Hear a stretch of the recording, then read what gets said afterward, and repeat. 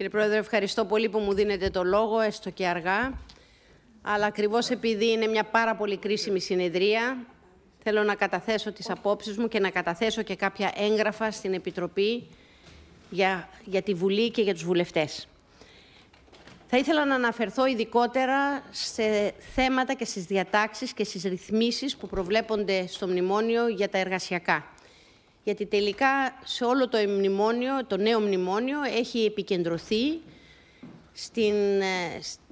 σε βασικά εργασιακά θέματα με μια λογική, αυτό που λέμε, εσωτερικής υποτίμησης. Δηλαδή η βασική νεοφιλελεύθερη αρχή που διέπει τους εταίρους μας είναι ότι εάν μόνο μειώσουμε μισθούς θα κερδίσουμε το στίχημα της ανταγωνιστικότητας.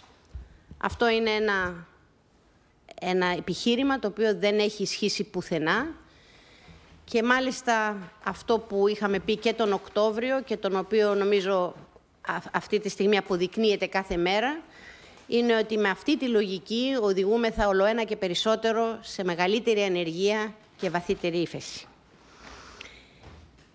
Τι προβλέπετε λοιπόν, τι προβλέπει το μνημόνιο? Πρώτα, το νέο μνημόνιο. Πρώτα, ότι μειώνονται οι μισθοί και τα ημερομίσθια που προβλέπονται από την Εθνική Γενική Συλλογική Σύμβαση Εργασίας κατά 22%.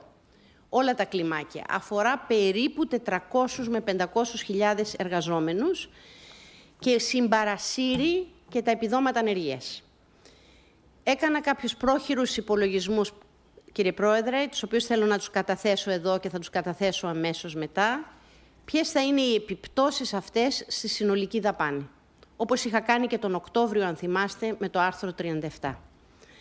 Επειδή άκουσα στην προηγούμενη συνεδρία που είχαμε τον Υπουργό Οικονομικών να λέει ότι η Τρόικα πιστεύει ότι η υφεσιακή επίπτωση αυτού του μέτρου θα είναι περίπου 0,4%, εγώ θέλω να πω εδώ στην Επιτροπή ότι αυτό είναι κάτι το οποίο δεν τεκμηριώνεται από πουθενά. Η μείωση αυτής της δαπάνης με συντηρητικούς υπολογισμούς είναι της τάξης του περίπου 8 δις, 7,7 δις για την ακρίβεια.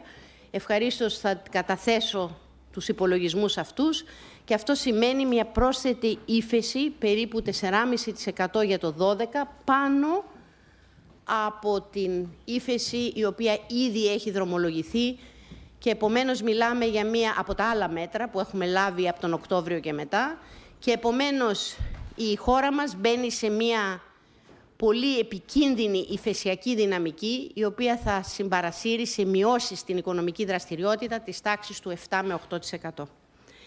Θα ήθελα επίσης να πω ότι αυτό το μέτρο έχει και μεγάλο πρόβλημα αντισυνταγματικότητας καθώς αρχίζει να ισχύει από πρώτου του 12 όταν υπάρχουν συλλογικές συμβάσεις οι οποίες είναι σε ισχύ. Για τις κλαδικές, ομοιοεπαγγελματικές και επιχειρησιακές συλλογικές συμβάσεις έχουμε ρυθμίσεις ότι μετά την παρέλευση του τριμήνου αμείβονται όσοι εμπίπτουν σε αυτές με το βασικό μισθό που προέβλεπε εν λόγω σύμβαση προς αυξημένο με τα 4 επιδόματα.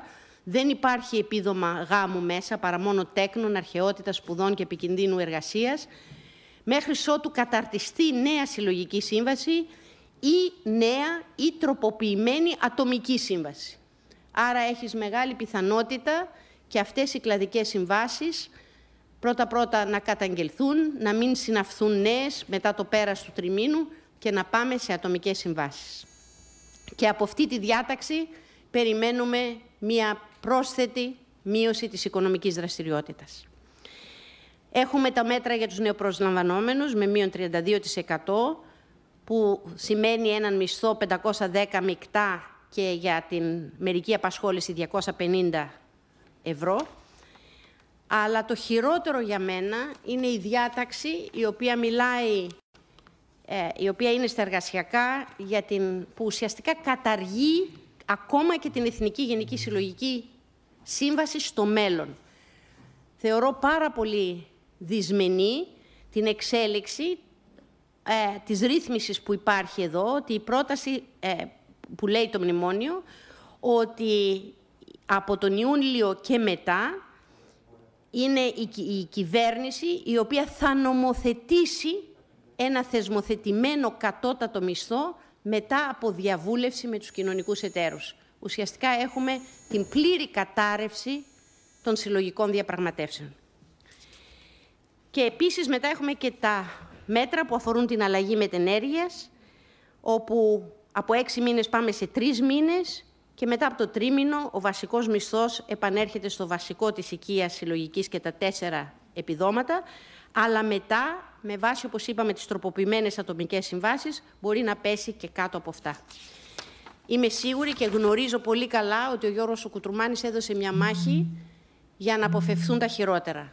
Αλλά αυτά τα οποία έχουν συμπεριληφθεί μέσα σε αυτό το μνημόνιο μας οδηγούν μαθηματικά σε μια πολύ βαθιά ύφεση, σε μια ανακατανομή του εισοδήματος και τελικά κάτι πιο σπουδαίο. Και αυτός είναι ο λόγος για τον οποίο δεν θα μπορέσω να ψηφίσω αύριο. Ο λόγος είναι ότι αυτά τα μέτρα δεν σε βγάζουν από το αδιέξοδο της χρεοκοπίας. Η ύφεση αυτή ουσιαστικά θα μας οδηγήσει σε άτακτη χρεοκοπία πολύ γρήγορα.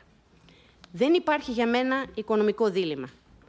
Ακόμα και με το PSI, ακόμα και με το κούρεμα, το χρέος μας δεν θα είναι διαχειρίσιμο. Η ύφεση θα είναι τέτοια που θα αναγκαστούμε να οδηγηθούμε σε πάυση πληρωμών, καθώς δεν θα μπορούμε να ξεπληρώσουμε τις οφειλές μας. Πώς το τεκμηριώνω αυτό πέρα από το αξίωμα αυτό ή την πρόβλεψη αυτή, να δούμε τι έγινε το 2011. Είχαμε μια αύξηση του χρέους κατά 16 ποσοστιαίες μονάδες μεταξύ του τρίτου τριμήνου του 2011 και του τρίτου τριμήνου του 2010, κυρίως λόγω της αύξησης του κόστους δανεισμούς και της βαθιάς ύφεσης. Υπάρχει εναλλακτική. Ακόμα και στο παραπέντε, πιστεύω, κύριε Πρόεδρε, και αυτό θέλω να καταθέσω στην Επιτροπή, ότι υπάρχει εναλλακτική. Υπάρχει εναλλακτική, διαπραγματευτική εναλλακτική.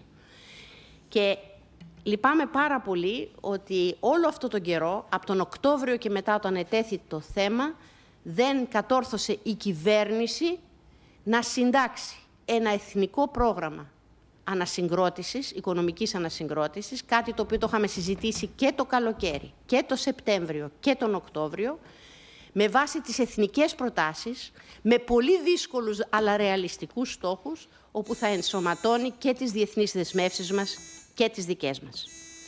Επομένως, το ζήτημα δεν είναι αν τα μέτρα είναι σκληρά ή όχι, αν είναι κοινωνικά ή όχι, είναι ότι τα μέτρα αυτά είναι αδιέξοδα μέτρα. Υπάρχουν 2 επιχειρήματα που ακούγονται και θέλω να τα καταθέσω στην Επιτροπή. Το πρώτο είναι ότι εάν δεν υπογράψουμε, η Ελλάδα θα φύγει από το ευρώ.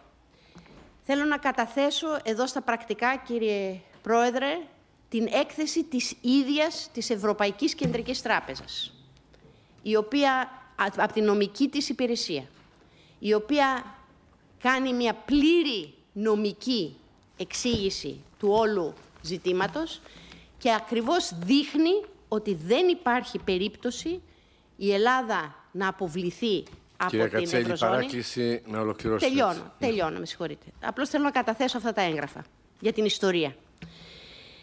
Και εκτός εάν η ίδια το θελήσει. Ας θάψουμε λοιπόν αυτό το μύθο μια για πάντα.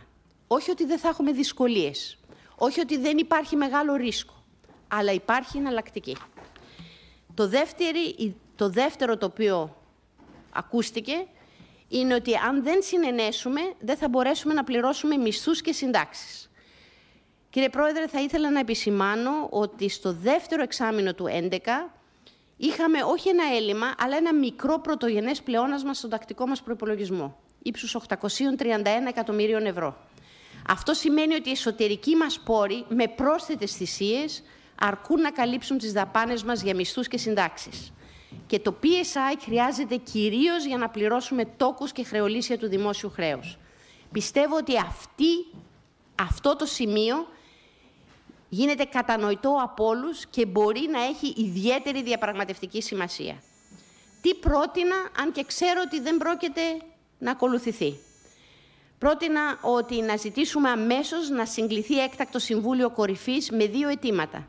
να αποφασίσει μερική εφαρμογή του PSI για την αποπληρωμή των δανείων που λήγουν την 14η Μαρτίου και δεύτερον να εγκριθεί, να ζητήσουμε την έγκρισή του αρχές Μαρτίου ή στα μέσα Μαρτίου, να καταθέσουμε εμείς ένα εθνικό σχέδιο οικονομικής ανασυγκρότησης και ανάπτυξης που θα συναδεύσει τη Δανειακή Σύμβαση. Εγώ δεν κατανοώ γιατί εμείς δεν μπορούμε και δεν έχουμε μπορέσει τόσο καιρό να καταθέσουμε ένα δικό μας σχέδιο. Αλλά περιμένουμε πάντοτε από τους εταίρους μας, από την Τρόικα, να καταθέτει τις δικές της. Να δεσμευτούμε, ένα λεπτό ακόμα, να δεσμευτούμε ότι η παρακολούθηση της εφαρμογής του προγράμματος θα είναι συνεχής και αυστηρή και ότι η Σύμβαση θα ενσωματώνει ειδικές ρήτρες με άμεσο κόστος για τη χώρα, αν τα μέτρα στα οποία έχουμε δεσμευτεί δεν εφαρμόζονται. Και τέλος, να ζητήσουμε έκτακτη σύγκληση του Κοινοβουλίου, ώστε να ενημερωθούν οι ευρωβουλευτές για τις ελληνικές θέσεις. Πάνω απ' όλα, να είμαστε σε θέση να διαπραγματευτούμε. Και το γεγονός ότι έχουμε ένα πρωτογενές πλεόνασμα μας δίνει κάποια διαπραγματευτικά ατού που οι ίδιοι οι ξένοι τα επισημαίνουν, ότι μπορούμε, ακριβώς το διαπραγματευτικό χαρτί που έχουμε έχει ισχυροποιηθεί και θα μπορούσαμε να το χρησιμοποιήσουμε και νομίζω όλοι σε αυτή την αίθουσα μπορούν να καταλάβουν τι εννοώ. Ευχαριστώ πολύ.